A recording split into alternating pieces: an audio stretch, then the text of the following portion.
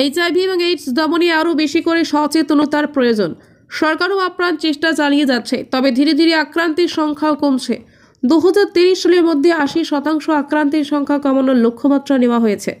HIV বা AIDS কোনো ছোঁয়াচে রোগ নয়, তবে এই রোগ থেকে দূরে থাকার জন্য নিজেদেরকেই দায়িত্ব নিতে হবে।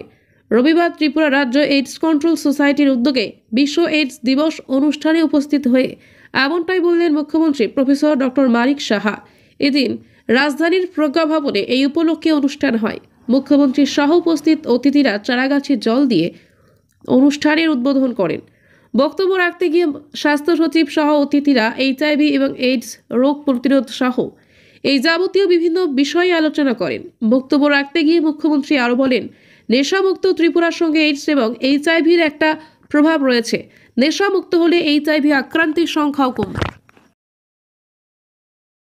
প্রতিটা ফ্যামিলি প্রতি বছর দেওয়া, তো সেটাকে মাথায় রেখে যেহেতু ক্যাপিং আছে, সেটা প্রধানমন্ত্রী জন আরোগ্য যোজনায় ক্যাপিং থাকাতে অনেক লোক এই ক্যাপিং এর বাইরে যারা আছে তাদের কিন্তু সেই কাভারেজে আসে না।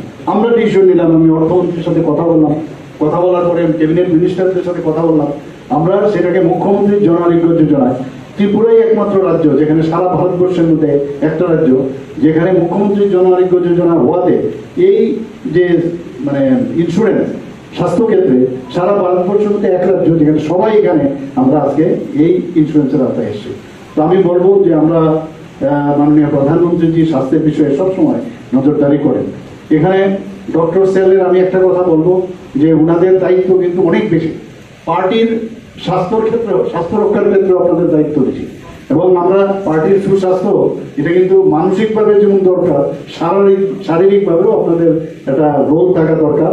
পাশাপাশি আমাদের পার্টির তো থাকবে, কিন্তু সাধারণ মানুষের যেহেতু সামাজিক দায়বদ্ধতা আপনারা মাথায় নিয়েছেন, সেটা আপনারা নিশ্চয়ই করছেন, করবেন। এবং সুশান্তবাবুকে, আমি ডক্টর সুশান্তবাবুকে আমি ধন্যবাদ দেব। ও কিন্তু মানে সপ্তাহে হয়তো 4-5 বার ফোন করেন উনি যে কিছু একটা দরকার, কিছু একটা দরকার। অনেক সময় আমি ভাবলাম যে ঠিক আছে পরবর্তী সময়ে ফোন করবো, ওকে ডেকে নিয়ে কথা বলি। তো আমরা সেইভাবে আমাদের রাজীব বাবুও ওনাকে খুবভাবে সাহায্য করতেন, যাতে আগে কি হতো পার্টির কতগুলো যেমন অ্যাসোসিয়েশন আছে, আমার ব্যক্তিগতভাবে আমি বলছি অ্যাসোসিয়েশন ছিল, এখনো আছে।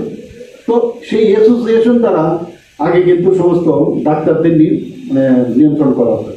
আমাদের বেলায় কিন্তু আমাদের যে ডক্টর স্যার যে আমার সাথে আসলেই তোমার ট্রান্সফার হয়ে যাবে, এই ট্রান্সফারের রাজনীতি অন্তর্ভুক্ত আমরা করি না, এটা আমি করতেও দিইও না, আমি বারবার বলছি। কিন্তু সেই দিশায় কিন্তু ডক্টর স্যার কাজও করছে। মানে একটু বাইরে গিয়ে আমরা যদি কাজ করি, মানুষের জন্য কাজ করি, তাহলে কিন্তু লং রান করবে।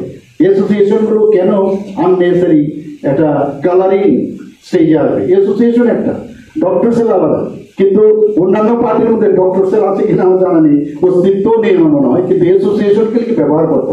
যেটা নিয়ে এখানে আমি যে অ্যাসোসিয়েশনের মানে কোন এক সময় প্রায় 12 বছর পর্যন্ত আমি সেক্রেটারি ছিলাম, প্রেসিডেন্টও ছিলাম, বারবার আমি এই কথাটা বলতাম।